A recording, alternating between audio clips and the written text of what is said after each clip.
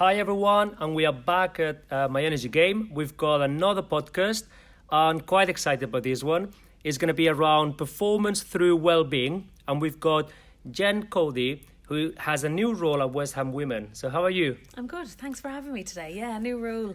Head of Performance and Wellbeing is the new role. So I don't know fully how we'll take those two massive roles and put them together. But after spending a small time at West Ham last year, there was definitely some avenues around the performance and my experience that I want to get into, especially around the women's game and the growth of it. And then the well-being and mental health part is close to my heart, and it's definitely I want to be an advocate of that this year. So the whole idea of performance through well-being, that is what I'd love to share with you today. Excellent. And just tell us a little bit about you in terms of your previous experiences. So obviously now your new role at West Ham, but what was your previous experience? Yeah, it's kind of an unorthodox route, if you like. So I started playing basketball and coaching basketball for about 15-20 years and made it to the international level, travelled the world. I fortunately and probably unfortunately in that time had 12 different coaches when I was playing at the top level. Wow. And retrospectively, I picked up a massive amount of information that led me to be more ambitious as a coach and strive for kind of international or top of the domestic league level coaching. And what I learned from that are some of the key things that I bring with me now. The blind spots of when you transition from being an athlete to a coach, the whole concept, I don't know what I don't know. Well, I was able to gather the information from that angle. Then I went down the route from an academic point of view of doing a master's in sports and exercise psychology, and that kind of pieced together some of the gaps or some of areas I needed deeper understanding to be able to, at the end of the day, support the people I was working with, be it the coaching team beside me or the athletes. I ended up over in the UK. I'm 7 years now in the UK. Wow, 7 years. Originally came over to do a PhD and then got sidetracked because I came across this thing we don't have in Ireland, where it was professional development for primary school teachers in PE. I'd done some work on fundamental movement at home, but not a lot. And I thought, well, how cool would this be while I'm finding out what I want to do to go into this world?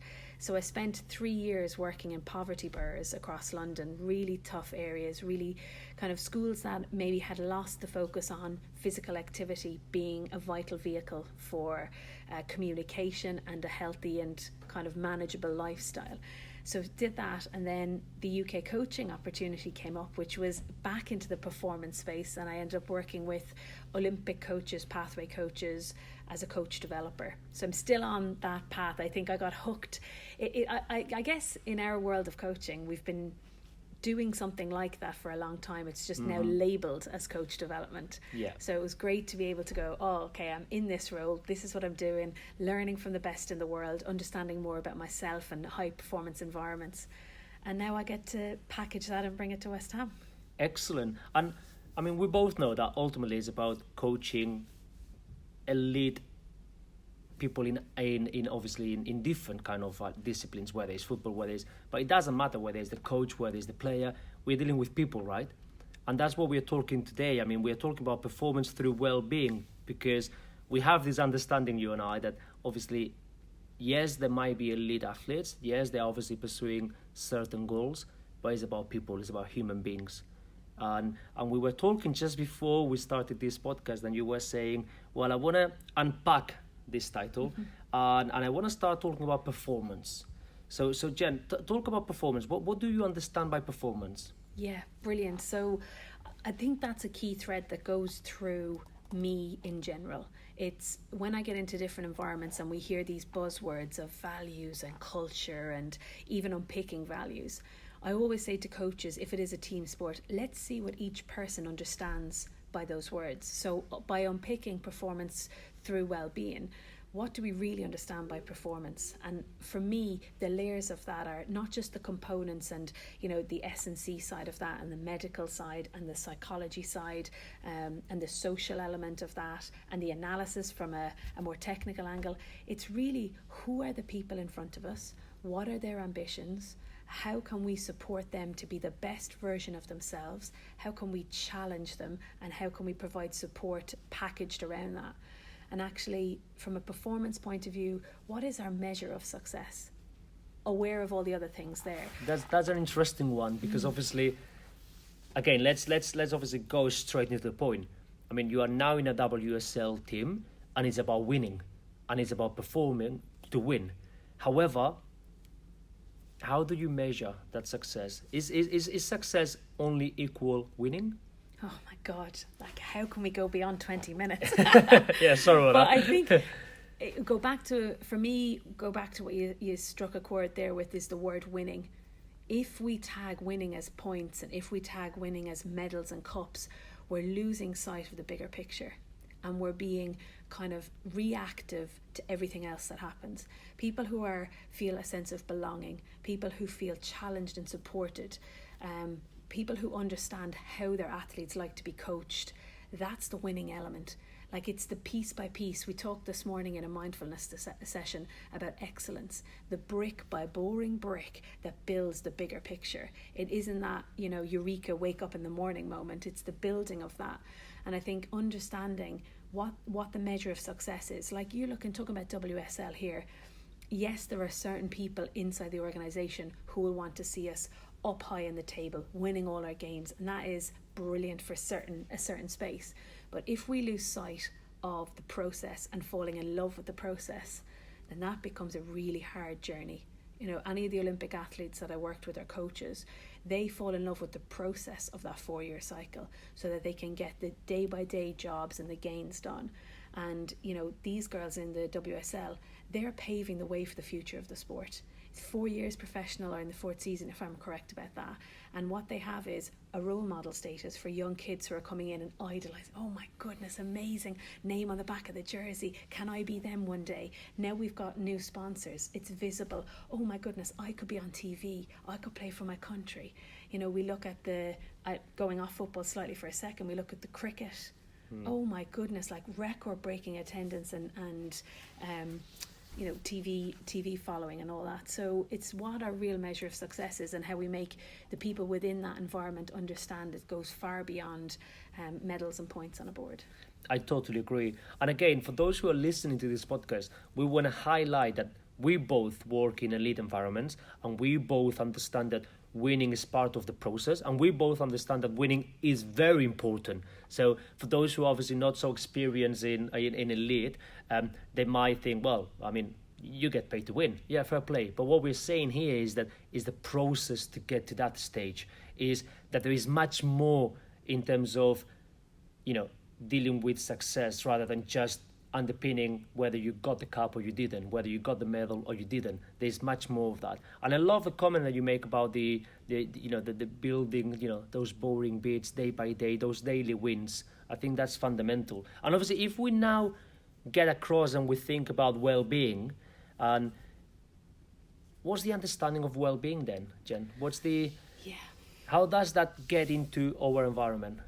I think if you look at a kind of a holistic approach to this, there's mental health and our education around that, and our willingness to have a space where people can talk about it comfortably or flag something. So everybody's aware of what that, if I ask how are you question, we have the capacity and understanding and knowledge to be able to deal with what the answer is. The other element of that is the lifestyle management. So elite athletes can sometimes, as coaches can be lonely. How do you balance that? Different ages, going from 17, 18 into a senior team, all these transitions in life. And then you've got the well-being piece. And that is really like, being mindful and kind of being aware of the different areas and components, so we're not attaching the one identity to I am a footballer, I am a hockey player, I am this, and one small thing, be it injury, it doesn't have to be as catastrophic, but injury, deselection, or exiting the sport can have massive impacts on people's lives. So how can we holistically approach all of these components within the performance space and the elite world? Totally agree. And obviously, I remember having a conversation with you the other day, and you were saying about knowledge is power, and you were saying about team relationships and how important it is to build those relationships, and how important is the well-being within obviously an elite environment. And I also had a conversation with someone else the other day that was saying, and I'd like to understand what you feel about it. He said something like, well, in order to deal with pressure, and in order to to gain some mental toughness in those really high pressure moments, i.e. could be a final, i.e. could be the last 10 minutes of a game that you must win, any of those crucial vital moments, you have to have a platform of well-being. You have to have something there in order to reach that that kind of like state.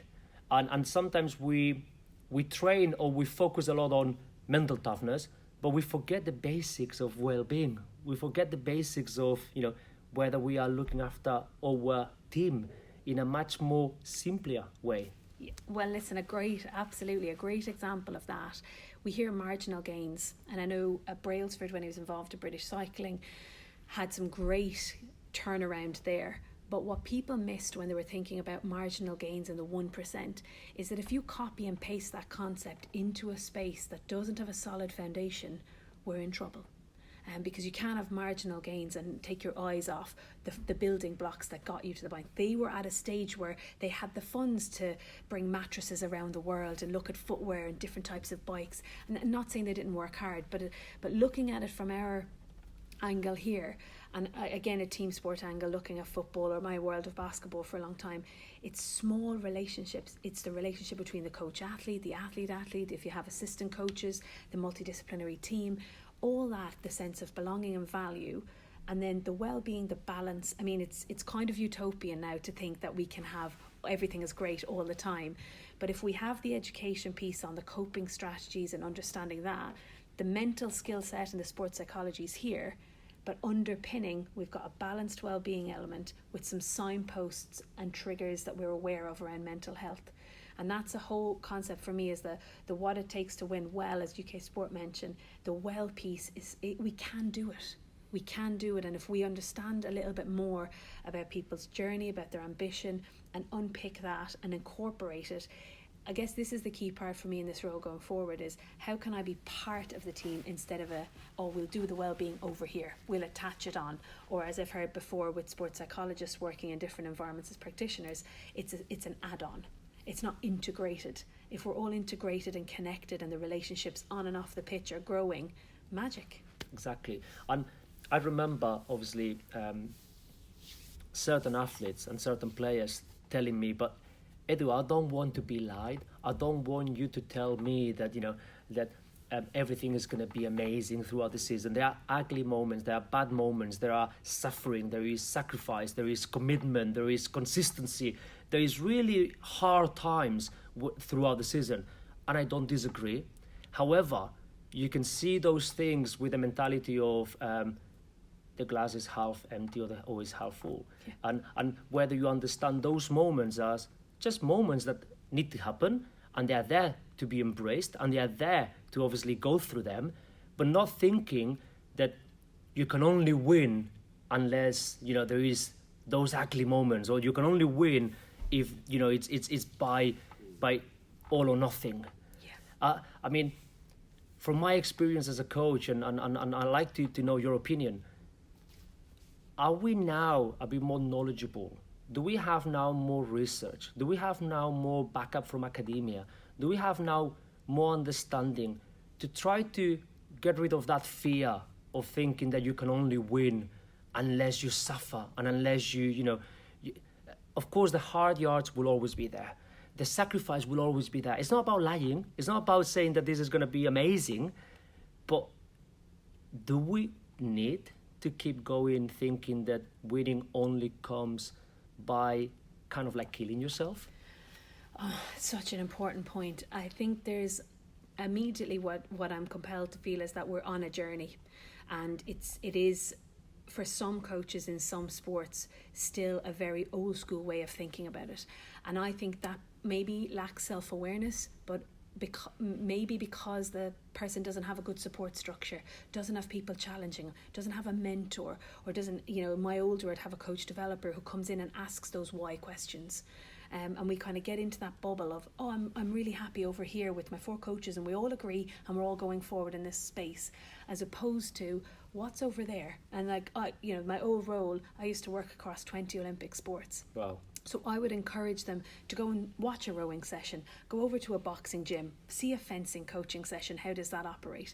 And I think from my experience working with those coaches, they have a lot of hats on, and they have to kind of really, I think from what I experienced as an athlete from coaches around the world, there is a lot of pressure on coaches now to notice more and to engage more, to be more knowledgeable, but the knowledge is there. Like, there's endless amount of resources. I think connecting my 2 points would be, you can't just have a standalone resource, website, YouTube page, TED Talk, podcasts to look at. You need to have people that you sense make with. And then to know that you've interpreted it or to test it, sharing with your athletes, sharing with your other coaches. And that for me is the full picture. It's the knowledge mastery of that element of, where am I getting the information from? How am I making sense of it? And who am I sharing it with to build on? It's amazing you said that, because obviously I'm not going to share names or anything like that. But yesterday I was having a conversation with an athlete that I'm fortunate to coach. Lovely guy.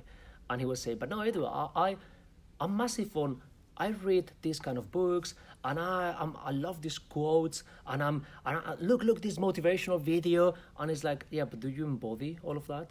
Are you really living it? Are you really believing it and affecting your behaviours through those kind of things? And I suppose that's your job, right? Yeah. That's where we spent, from a coaching staff point of view the other day, we spent some time talking about the difference between empowering and enabling an athlete, and what are our actions and behaviours, language saying when we're on the pitch in a session and off, and how can we empower them, again going back to kind of the understanding of themselves and the environment they operate in, and what the best version of themselves looks like. So it is definitely along that line of, how can we make it work for us? What's the context in which I can thrive? How does that align with my goals? And who do I need around me to help me go in that direction? Excellent. So obviously we are coming up to the end of the podcast. So just to sum up a little bit what we've discussed. So performance through well-being. I'm going to challenge you, put you a little bit down on this spot. So you can win well. That's what you said. You can win well. And I agree, by the way. What's your understanding of it?